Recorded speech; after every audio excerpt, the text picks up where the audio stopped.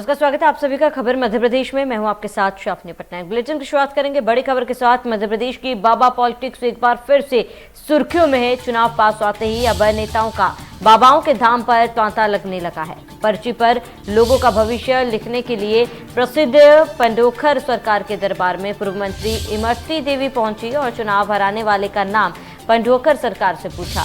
वहां पर उन्होंने पंडोखर सरकार ने पूछा कि उन्हें चुनाव में किसने हराया है। तब पंडोखर सरकार ने कहा कि तुम्हें तुम्हारी पार्टी के ही एक वर्तमान नेता ने हरवाया, मैं उनका नाम नहीं बताऊंगा।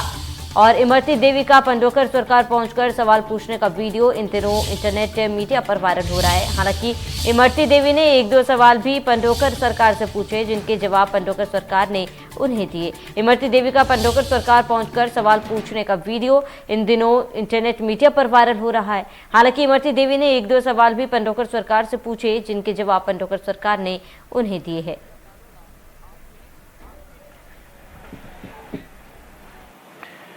बस बैठिए, पकड़िए। क्या पूछना चाहते हैं? महाराज जी, मैं आपके पास हर बार सोचती हूँ कब जाऊँ, लेकिन ऐसा मौका नहीं लग पाया कभी कि मैं आपके पास पहुँच पाऊँ। 2014 में मैं गई थी जब लोकसभा चुनाव लड़ी थी। मालूम है। तो एक तो मैं राजनीति बहुत साफ सुथरी करती हूँ, फिर भी मुझे चुनाव कैसे हराया। और दूसरी, मेरी बिटिया की बिटिया नातनी मेरी 3 साल की हो गई, अब वो बोलती नहीं। दो मेरे बच्चे। हाथ में पकड़िए। हमें लिखा है राजनीतिक उन्नति होगी, विस्तार होगा, हराए हुए व्यक्ति का नाम नहीं लिया जाएगा। आपके ही वर्तमान की पार्टी का व्यक्ति है। आप पढ़ लीजिए। आपके ही वर्तमान का पार्टी का व्यक्ति है। अब व्यक्ति में तो बहुत लोग हैं, पूरी दुनिया है। मैं किसी का नाम नहीं ले रहा हूं, लेकिन इतना जरूर है कि आपकी राजनीति में बैठे, आपकी राजनीति में विस्तार होगा, उन्नति होगी, और आपको हारने पर भी जीत और जीतने के बाद भी आपने। इस खबर पर ज्यादा जानकारी के लिए के मिश्रा मीडिया प्रभारी हमारे साथ जुड़ चुके हैं। के मिश्रा जी, जिस तरीके से ये वीडियो जो है वायरल हो रही, इमरती देवी साफ तौर पर पंडोखर सरकार से पूछती हुई नजर आ रही कि उन्हें चुनाव में किसने हराया, जिसका जवाब भी पंडोखर सरकार ने दिया। इस पूरी वाकया को कैसे देखा जाए, आप कैसे देख रहे हैं? अवनी जी, देखिएगा, पहली बात तो यह है कि उन्होंने जिन महाराज के कहने पर कांग्रेस छोड़ी, उसके कारण जो भी रहे हो, अब दूसरे महाराज से पूछ रही हैं कि उन्हें किसने हराया। आदमी के कर्म उसको हराते हैं, और यह फैसला हार और जीत का जनता करती है। और जनता ने हमेशा विभीषणों को पुरस्कार नहीं दिया है, उन्हें तिरस्कार ही मिला है। तो अपने आप में इमरती देवी जी को यह प्रश्न खोजना चाहिए। महाराज उसमें क्या करेंगे? महाराज तो धर्मगुरु हैं, उन्होंने आशीर्वाद दे दिया और कह दिया कि आपको भारतीय जनता पार्टी के लोगों ने ही हराया है। और महाराज की बात की पुष्टि इमरती जी ने खुद की है। उन्होंने कुछ दिनों पहले एक पत्र लिखा था मुख्यमंत्री जी को कि हम लोगों की उपेक्षा की जा रही है। यानी उन्होंने खुद स्वीकारा था कि हम दल बदलू हैं, हमारी भारतीय जनता पार्टी में सुनवाई नहीं हो रही है। तो जब जिस पार्टी में वो कीमत लेकर गई है, तो वहां की जनता जो जागरूक है वो उन्हें स्वाद चखाएगी ही हार का।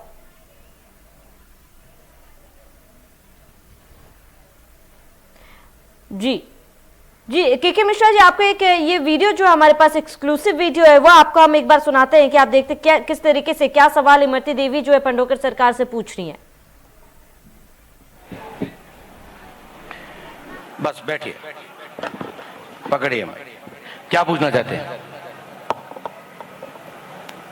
महाराज जी, मैं आपके पास हर बार सोचती हूँ कब जाऊँ, लेकिन ऐसा मौका नहीं लग पाया कभी कि मैं आपके पास पहुँच पाऊँ। 2014 में मैं गई थी जब लोकसभा चुनाव लड़ी थी। मालूम है। तो एक तो मैं राजनीति बहुत साफ सुथरी करती हूँ, फिर भी मुझे चुनाव कैसे हराया। और दूसरी, मेरी बिटिया की बिटिया नातनी मेरी 3 साल की हो गई, अब वो बोलती नहीं। दो मेरे बच्चे। हाथ में पकड़िए। हमें लिखा है राजनीतिक उन्नति होगी, विस्तार होगा, हराए हुए व्यक्ति का नाम नहीं लिया जाएगा, आपके ही वर्तमान की पार्टी का व्यक्ति है। आप पढ़ लीजिए, आपके ही वर्तमान का पार्टी का व्यक्ति है। अब व्यक्ति में तो बहुत लोग हैं, पूरी दुनिया है, मैं किसी का नाम नहीं ले रहा हूं, लेकिन इतना जरूर है कि आपकी राजनीति में बैठे, आपकी राजनीति में विस्तार होगा, उन्नति होगी, और आपको हारने पर भी जीत, और जीतने के बाद भी आपने सीधा 6 मार दिया, अध्यक्ष अपना बना लिया, उपाध्यक्ष अपना बना लिया।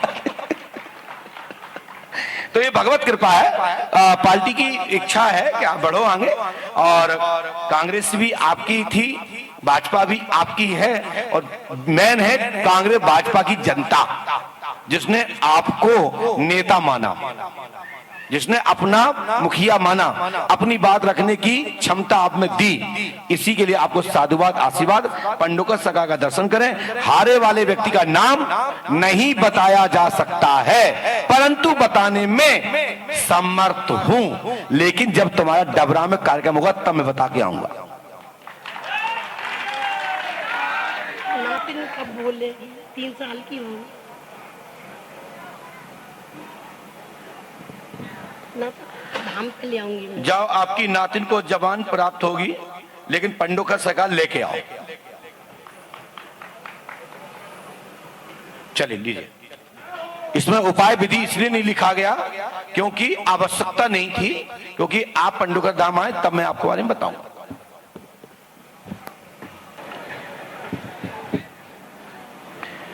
बस बैठिए, पकड़िए, क्या पूछना चाहते हैं? तो कांग्रेस मीडिया प्रभारी के मिश्रा लगातार हमासत बने हुए। के मिश्रा जी, आपको ऑडियो भी सुना है, वीडियो भी दिखाया हमने, जहां पर साफ तौर पर देखा जा रहा है कि इमरती देवी क्या सवाल करती है पंडोकर सरकार से, और पंडोकर सरकार का जवाब भी हमने सुना। कहीं ना कहीं किसी नेता की तरफ उनका इशारा था, हालांकि नेता का नाम उन्होंने नहीं कहा। क्या लगता है इस बात में कितनी सच्चाई है? क्या आप इन बातों को मानते हैं? देखिएगा, कुछ दिनों बाद जिन नेता की तरफ संकेत किया है माननीय पंडोकर सरकार जी ने, वो नेता भी जाएंगे और पूछेंगे कि नगर निगम के चुनाव में मुझे किसने हराया है, तब भी पंडोकर सरकार जी बता देंगे कि आपकी पार्टी के लोगों ने ही हराया है। तो जयचंद और मीर जाफरों का ऐसा ही अंत होता है। जी बिल्कुल के मिश्रा जी, क्योंकि आमतौर पर हमने देखा है कि चुनाव के करीब आते ही जो कई नेता जो है वो बाबाओं के दरबार पर पहुंचते हैं, और ऐसे में इमरती देवी का ये पंडोकर सरकार के दरबार पर पहुंचना, इसके साथ ही इससे पहले भी इमरती देवी ने कई बार जब वे चुनाव हारी थी तो कई बार उनका ये ऐसा बयान सामने आया था कि कुछ नेता उन्हीं के पार्टी के जो हराना चाहते हैं, और वही बात पंडोकर सरकार ने भी यहाँ पर सामने कही।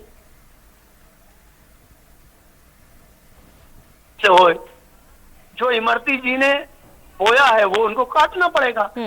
और उन्होंने खुद कुछ दिनों पहले चुनाव हारने के बाद कहा था कि मैं डबरा से कभी भी नहीं जीत पाऊंगी क्योंकि यह कांग्रेस की कॉन्स्टिट्यूंसी है। अब उसके बाद महाराज से पूछ रहे हैं कि मुझे किसने हराया? जनता ही हराती है। और महाराज ने स्पष्ट कर दिया कि वो जहां गई हैं, जिस पार्टी में गई हैं, कीमत लेकर, अब वो कीमत कुछ भी हो, वो खुद जानती होंगी, उनका अंतर्मन जानता होगा। तो या आप कीमत ले लें या राजनीतिक सुख भोग लें, दोनों में एक चीज ईश्वर देता है। बिल्कुल के मिश्रा जी, क्योंकि देखिए पंडोकर सरकार ने यहाँ पर एक और बात भी कही कि आप दोनों ही पार्टी के नेता है, यानी कि कांग्रेस और बीजेपी दोनों ही पार्टी के नेता है, और दोनों ही की पार्टी के जो कार्यकर्ता है, जनता जो है वो उनके साथ है, उन्होंने उन पर भरोसा दिखाया है, लेकिन इसके बावजूद भी वो चुनाव हारी हैं, आगे भी हारेंगी। पंडोकर सरकार जी ने यह कहा है कि आप कांग्रेस पार्टी की भी नेता हैं और भाजपा की भी, तो मैं स्पष्ट कर दूं कि हमारी पार्टी की नेता थी, हमारी पार्टी ने उन्हें नेता बनाया है। ऐसे गद्दारों की कांग्रेस पार्टी में ना उनके लिए जगह है ना उनके नेता के लिए जगह है, जिसके कहने पर वो कांग्रेस छोड़कर कहीं है। बिल्कुल के मिश्रा जी, कहीं ना कहीं देखिए चुनाव इमरती देवी हारती है और उसके बाद चुनाव के ठीक कुछ ही समय पहले वो पंडोकर सरकार के दरबार पहुंचते और इस तरीके से बाबा के दरबार पर जाना और चुनाव से जुड़े सवाल पूछना, आपको क्या लगता है ये कहां तक सही है, और इसके साथ ही क्या इसका असर जो है वो चुनाव पर पड़ेगा? जी देखिएगा, बाबा तो खैर भविष्यवेत्ता हो सकते हैं, मैं एक राजनीतिक कार्यकर्ताओं में भविष्यवेत्ता नहीं हूँ। मैं इतना जरूर कह देना चाहूंगा कि जितने लोग कीमत लेकर अपना राजनीतिक सौदा कर चुके हैं ज्योतिरादित्य सिंधिया जी के स्वार्थ की वजह से, उन लोगों का भविष्य अब खतरे में है। 2023 में उसमें से कई लोगों को भारतीय जनता पार्टी टिकट काटेगी और कुछ लोगों को जनता हराएगी, क्योंकि भारतीय जनता पार्टी और सिंधिया के बीच जो राजनीतिक एमओयू हुआ था वो सिर्फ 2023 तक था। वो कोई अमृतत्व को प्राप्त करके नहीं गया कि वो लगातार वो उनका समझौता रहेगा, और राजनीतिक स्वार्थ से किए हुए समझौते कभी भी लंबे समय तक नहीं चलते हैं, और उसका हर्ष मध्य प्रदेश में 2023 में दिखाई देगा। कुछ को हम निपटाएंगे, कुछ को जनता निपटाएंगे, कुछ को बाबा निपटाएंगे और कुछ को भाजपा निपटाएगी। जी जी बिल्कुल, के मिश्रा जी बने रहे हमारे साथ, लौटेंगे आपके पास। वहीं दीपक विजयवर्गीय बीजेपी प्रवक्ता हमारे साथ जुड़ चुके हैं। दीपक जी बहुत बहुत स्वागत है। क्योंकि इमरती देवी का ये वीडियो सामने आया है, हमने वीडियो भी सुना जहां पर पंढोकर सरकार के पास वो पहुंची थी, क्या लगता है, क्या उन्हें अपने पार्टी पर भरोसा नहीं है? इस तरीके से बाबा के पास जाना ठीक चुनाव से पहले और ये सवाल करना अपने आप में कई बड़े सवाल खड़े कर रहे हैं, आप कैसे देख रहे हैं, आपका क्या कहना है? श्रद्धालु लोग होते हैं, नेता भी श्रद्धालु हो सकते हैं, और बाबा लोगों के पास जाते हैं तो वो अपनी जो भी उनकी सो कॉल्ड अतीन्द्रिय बातें होती हैं वो अपनी बात कहते हैं, तो ये उनका निजी मामला है, आंतरिक मामला है। मैं नहीं समझता कि इस पर कोई पॉलिटिकल बहस की गुंजाइश।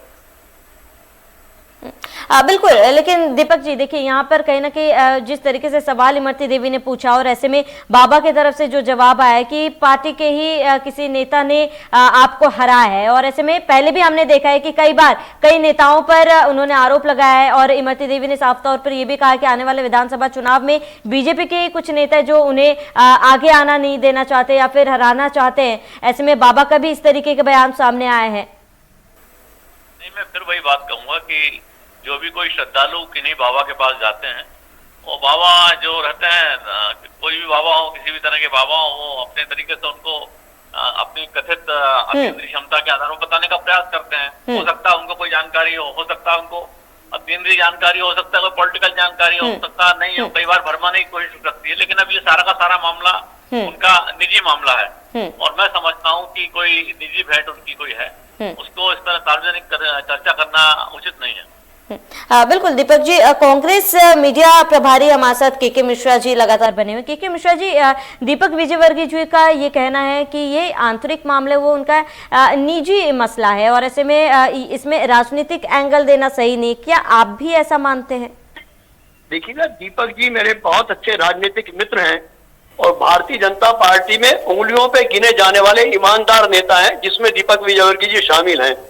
और जो दल बदलुओं की फौज भारतीय जनता पार्टी में शामिल हुई है, उसी कारण दीपक भाई जैसे वफादार मित्र हमारे हाशिए पर आ गए हैं, क्योंकि इन्होंने कभी दल नहीं बदला है, ये कभी अपनी राजनीतिक कीमत इन्होंने नहीं लगाई है, और जो कीमत लगाकर जिन्होंने हृदय परिवर्तन किया है कुछ समय के लिए, बाद में यही लोग भारतीय जनता पार्टी को भी छोड़ेंगे, क्योंकि ये लोग राजनीतिक व्यवसायियों की फौज है, मानसिक गुलामों की फौज है, तो ये किसी राजनीतिक दल में फिट नहीं हो सकती है। तो अंतरात्मा दीपक भाई की भी कसोट रही है, और उनकी जो अपरोक्ष टिप्पणी है उसी दर्द को बयां कर रही है। क्या आप दीपक जी, क्या आप के मिश्रा जी के इस बयान से सहमत हैं? देखिए, दो बातें हैं। के मिश्रा साहब मेरे प्रति सद्भावना रखते हैं, उसके लिए मैं उनको बहुत बहुत धन्यवाद देता हूँ। रही बात राजनीतिक परिस्थितियों की, तो मैं समझता हूँ कि जिन परिस्थितियों में कांग्रेस की सरकार चली गई, तो किसी भी कांग्रेस का नेता का दुखी होना और उस आक्रोश में टिप्पणियां करना, ये उनका निजी अधिकार भी है, उनकी अपनी किसी भी नेता का दुख भी हो सकता है, उस पर मुझे कुछ नहीं कहना है। उनका सरकार चली गई कांग्रेस पार्टी की, लेकिन अब कांग्रेस का अंदरूनी मामला था, कांग्रेस अपनी विधायकों को नहीं संभाल पा रही थी, अपने एजेंडा को लागू नहीं कर पा रही थी, अपने मैनिफेस्टो को लागू नहीं कर पा रही थी, उस वजह से कांग्रेस के 22-23 विधायकों ने पार्टी छोड़ी। कांग्रेस के नेतृत्व को, कांग्रेस के नेताओं को उससे दुख हो सकता है, वो आरोप लगा सकते हैं, लेकिन इन सारी बातों में कोई सच्चाई नहीं है। सारी की सारी बातें मध्य प्रदेश के हित में हुई हैं, और ये बात के बाद हुई है कि आपको अगर ध्यान होगा, जब कमलनाथ जी की सरकार थी तो महेंद्र सिंगार के आरोप लगा रहे थे, और इवन यहाँ तक कि जो इनके नेता प्रतिपक्ष हैं वो क्या आरोप लगा रहे थे, शराब माफिया की, भू माफिया की, खनिज माफिया की क्या स्थिति थी, कांग्रेस के नेता ही आरोप लगा रहे थे। सज्जन सिंह वर्मा जी क्या आरोप लगा रहे थे। तो मैं समझता हूँ सारे उस समय के अखबारों को पलटने की जरूरत है, उस समय के बयानों को देखने की जरूरत है, और उन्हीं परिस्थितियों में कांग्रेस की सरकार गई है। अब उसमें उन विधायकों को दोष देना और केवल उन्हीं को दोष देना ये अच्छी बात नहीं है। कांग्रेस को आत्मचिंतन करना चाहिए, आत्मावलोकन करना चाहिए और अपनी पार्टी के प्रति ज्यादा लॉयल्टी पैदा करने का प्रयास करना चाहिए, और उसके निश्चित तौर पर कुछ सैद्धांतिक और वैचारिक कमिटमेंट बढ़ाने की जरूरत होती है। कांग्रेस पार्टी क्योंकि 50-60 साल सत्ता में रही, तो किस तरह के लोग उसमें बहुत सारी हैं, ये के मिश्रा साहब भी जानते हैं और सारा देश जानता है, और इसलिए कांग्रेस पार्टी हर स्तर पर खारिज हो रही है। लेकिन हमारा आग्रह इतना ही है कि बजाय इसके कि जो लोग पार्टी छोड़ गए उन पर कोई आरोप लगाया जाए, बेहतर ये क्यों छोड़ के गए पार्टी, कांग्रेस की अंदरूनी स्थितियां आज भी क्या है, कमलनाथ जी, दिग्विजय सिंह के अंदरूनी समीकरण क्या है, उसमें छोटे नेताओं को किस तरह पिसना पड़ता है, इन सारी बातों में कांग्रेस पार्टी को सोचना चाहिए। बिल्कुल दीपक जी, क्योंकि देखिए आंतरिक मसलों के बारे में आप कह रहे हैं, आप बता रहे हैं कि कांग्रेस को भी ज़्यादा लॉयल्टी और कमिटमेंट बढ़ाने की ज़रूरत है, लेकिन जिस तरीके से वीडियो सामने आया है और इमरती देवी अपने पार्टी के नेताओं के बारे में ही पूछते हुए नजर आ रही है साफ तौर पर। इससे पहले भी उनका एक बयान सामने आया था जहाँ पर वो बीजेपी के कुछ नेताओं पर भी आरोप लगा रही थी। तो क्या बीजेपी में भी कोई आंतरिक कलह नहीं है, ये इस बात का संकेत नहीं है? देखिए, मेरा इतना ही कहना है कि कोई भी नेता या कोई भी व्यक्ति कोई किसी आध्यात्मिक मार्गदर्शन के लिए या कैरियर संबंधी मामले में भी कोई आध्यात्मिक मार्गदर्शन लेने के लिए किसी गुरु के पास जाता है, और वहां उनकी जो पारस्परिक बातचीत है वो उनका निजी मामला है, और उस पर मैं टिप्पणी करने में या कोई भी टिप्पणी करने में समर्थ नहीं है, और बचना चाहिए। बिल्कुल दीपक जी, लौटूंगे आपके पास। के मिश्रा जी, आप तक जाना चाहूंगी जहाँ पे दीपक विजयवर्गीय जी का ये कहना है कि कांग्रेस को और ज्यादा कमिटमेंट और लॉयल्टी दिखाने की जरूरत है, क्योंकि कांग्रेस में आंतरिक कलह जो है वो मौजूद है, सब कुछ ठीक नहीं है कांग्रेस के अंदर। इस बात में कितनी सच्चाई है? देखिएगा, भारतीय जनता पार्टी के पास सिवाय यह कहने के अब कुछ नहीं बचा कि हमारे यहाँ गुटबाजी है। हमारे यहाँ सिंधिया नामक बीमारी खत्म होने के बाद हम पूरी तरह राजनीतिक तौर पर स्वस्थ हैं। हमें किसी मेडिसिन की जरूरत नहीं है, और न ही भारतीय जनता पार्टी की सलाह की जरूरत है। भारतीय जनता पार्टी अपना घर देखे जहां शिवराज, महाराज और नाराज गुठा भी है। जी बिल्कुल के मिश्रा जी, लेकिन मैं ये भी आपसे जानना चाहूंगी, जहां पर ठीक है पार्टी की तरफ से हार का सामना करना पड़ा था, लेकिन इसके बाद इस तरीके से हार का कारण क्यों रहा, जनता ने क्यों वोट नहीं दिया, उन कारणों का पता लगाने के वजह जहां पर पंडोकर सरकार के पास पहुंच रहे हैं और किसने हराया है, इन बातों को जानने की कोशिश करना कहां तक सही है? मैंने फिर जो कहा इसको दोहरा रहा हूं कि आदमी के कर्म ही उसको हराते हैं। दो कीमतें एक साथ नहीं मिलती। या तो अर्थ कमा लीजिए, जनता का विश्वास कमा लीजिए। जिन्होंने अर्थ कमाया तो जनता ने उनका अनर्थ कर दिया। That is enough. Deepak ji, क्या आप के मिश्रा जी के इस बयान से सहमत है? देखिए, के मिश्रा साहब अपना राजनीतिक समीक्षा करने, अपनी पार्टी का नजरिया किसी बात पर रखने के लिए स्वतंत्र है, और बहुत विद्वान और अनुभवी प्रवक्ता भी हैं, राजनेता भी हैं। तो उनके जो भी विचार है निश्चित तौर पर सम्मान के योग्य है, लेकिन उन सारी बातों के लिए भाजपा को या उन विधायकों को जिन्होंने पार्टी छोड़ी है तो इस तरह ठीक नहीं है। क्योंकि कांग्रेस की जो इंटरनल डायनामिक्स है उसको समझने की जरूरत है। अभी 1 महीने पहले राष्ट्रीय स्तर पर क्या हुआ कांग्रेस पार्टी में, किस तरह इनके नए राष्ट्रीय अध्यक्ष बने, किस तरह जो गहलोत साहब है उनको पीछे हटना पड़ा है। तो कांग्रेस पार्टी का जो इंटरनल डायनामिक्स है, गांधी परिवार है, हर प्रदेश में जो 2 या 3 गुट हैं, उसकी वजह से इनको अंदरूनी दिक्कतें होती हैं और इसको मैनेज नहीं कर पाते। क्योंकि ये स्थिति आज की नहीं है, ये नेहरू जी के जमाने में भी होती थी लेकिन वो मैनेज कर पाते थे, इंदिरा जी के जमाने में भी होती थी लेकिन वो मैनेज कर पाती थी। आज कांग्रेस पार्टी की जो लीडरशिप है वो मैनेज नहीं कर पा रही उन परिस्थितियों को, और इसलिए जो जिस समय कांग्रेस की मजबूती होती थी आज बड़ी कमजोरी में बदल चुकी है। जरूरत इस बात की है कांग्रेस पार्टी को कि वो दूसरों पे आरोप लगाने की बजाय या कांग्रेस के असंतुष्ट विधायकों में भी आरोप लगाने की बजाय उनकी इंटरनल डायनामिक्स और कांग्रेस पार्टी की जो लीडरशिप है उसकी निपटने की क्षमता, उसके बारे में विचार करें और ज्यादा सक्षम बनाए अपने आप। ठीक है दीपक जी, लेकिन आपसे ये मैं जानना चाहूंगी, क्योंकि देखिए आमतौर पर हमने देखा है कि चुनाव से पहले जो नेता होते हैं वो आमतौर पर भगवान के दरबार पर भी माथा टेकते हैं या फिर अपने आध्यात्मिक गुरुओं के पास भी जाते हैं, लेकिन इस तरीके से जहां पर हार का सामना करना पड़ा इमरती देवी को, और ऐसे में वो क्यों हारी, क्यों उनको जनता का भरोसा वो नहीं जीत पाई, इन तमाम कामों पर जानने के बजाय वो पंडोकर बाबा के दरबार पर जाती है और पूछते उनके हार की वजह क्या है, वो उन्हें हराया किसने है। क्या आप इस बात से सहमत है, क्या आप इस बात को सही मानते हैं? लोकतंत्र में हार और जीत होती है। दूसरी बात यह है कि जो भी राजनेता है उसको अगर कोई हार का सामना करना पड़ता है तो स्वाभाविक तौर पर दुखी होता है और हर तरीके से आकलन करने का प्रयास करता है। किसी भी श्रद्धालु को अधिकार है कि वो अपने आध्यात्मिक गुरु से मार्गदर्शन प्राप्त करे। क्या मार्गदर्शन प्राप्त कर रहा है, क्या बात कर रहा है, ये उनका निजी मामला है और किसी भी राजनेता को, किसी भी पार्टी को इस तरह के मसले में टिप्पणियां नहीं करना चाहिए। ठीक है दीपक जी, हमारे साथ जुड़ने के लिए आपका बहुत बहुत शुक्रिया। के मिश्रा जी, हमारे साथ जुड़ने के लिए आपका बहुत बहुत शुक्रिया। खबरों में आगे बढ़ेंगे जहां पर मध्य प्रदेश के सीएम शिवराज आज सिवनी दौरे पर हैं और आपको बता दें कि सीएम शिवराज सिवनी दौरे पर जहां वो बीजेपी प्रदेश युवा अभ्यास कार्यक्रम में शामिल होंगे, जिसे लेकर जब हमारे संवाददाता ने बीजेपी युवा मोर्चा के प्रदेश अध्यक्ष वैभव पवार से बात की तो सुनिए उन्होंने क्या कुछ कहा।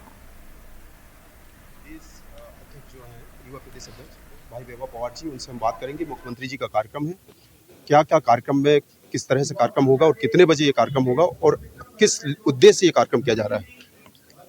भारतीय जनता युवा मोर्चा मध्य प्रदेश का प्रशिक्षण वर्ग आज से यहाँ प्रारंभ हो रहा है, जिसके उद्घाटन सत्र में मध्य प्रदेश के यशस्वी मुख्यमंत्री आदरणीय शिवराज सिंह चौहान जी, साथ ही साथ मध्य प्रदेश भारतीय जनता पार्टी के आदरणीय प्रदेश अध्यक्ष विष्णुदत्त शर्मा जी शामिल होंगे। यह पूरा 2 दिन का चलने वाला कार्यक्रम है। यह एक प्रशिक्षण का रूटीन वर्क है। भारतीय जनता पार्टी की जो कार्यपद्धति है, कार्यशैली है, किस प्रकार का कार्यकर्ता को काम हो और वो किस प्रकार से भारतीय जनता पार्टी के विचार और हमारे संगठन के कार्य को नीचे तक ले जाएं, इस उद्देश्य को लेकर इस प्रशिक्षण वर्ग का आयोजन किया जा रहा है और यह आयोजन लगातार कई वर्षों से होता आ रहा है। ये एक रूटीन प्रक्रिया है। इसके पहले भी भारतीय जनता पार्टी, भारतीय जनता युवा मोर्चा के ऐसे प्रशिक्षण वर्ग आयोजित कराती रही है। उसी श्रृंखला में यह एक प्रशिक्षण वर्ग है जो इस बार सिवनी जिले में होने जा रहा है। छिंदवाड़ा में आज भाजपा का शक्ति प्रदर्शन। कृषि मंत्री कमल पटेल छिंदवाड़ा पहुंचे, नगरपालिका के नवनिर्वाचित प्रतिनिधियों को शपथ दिलाएंगे। सोनसर, मोहगांव और जुनारदेव के नगरपालिका चुनाव में बीजेपी को जीत मिली थी। तीनों नगर में कार्यक्रम होगा। छिंदवाड़ा भाजपा ने इसको लेकर तैयारियां भी पूरी कर ली। भारतीय जनता पार्टी की सरकार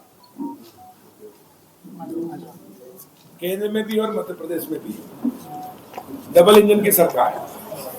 माननीय प्रधानमंत्री नरेंद्र मोदी जी के नेतृत्व में केंद्र में, मुख्यमंत्री शिवराज जी के नेतृत्व में, और ये सरकार गांव, गरीब और किसानों की सरकार है। हमारी प्राथमिकता गरीब और किसान पहले है और इसलिए माननीय मुख्यमंत्री शिवराज जी की अध्यक्षता में भी पिछली कैबिनेट की बैठक में हमने छिंदवाड़ा जिले की चौड़ई तहसील की जो पेच बृहद सिंचाई योजना है उसको और बढ़ाया है। अभी तक ये 85,000 हेक्टेयर में थी, जिसको बढ़ाकर हमने 1,26,667 हेक्टेयर किया। लगभग 41,000 हेक्टेयर से भी अधिक हमने बढ़ाया क्षेत्र को, जिसमें 141। और चलिए इसी के साथ ही खबर मध्य प्रदेश में मेरे साथ इतना ही। देखते रहिए इंडिया न्यूज।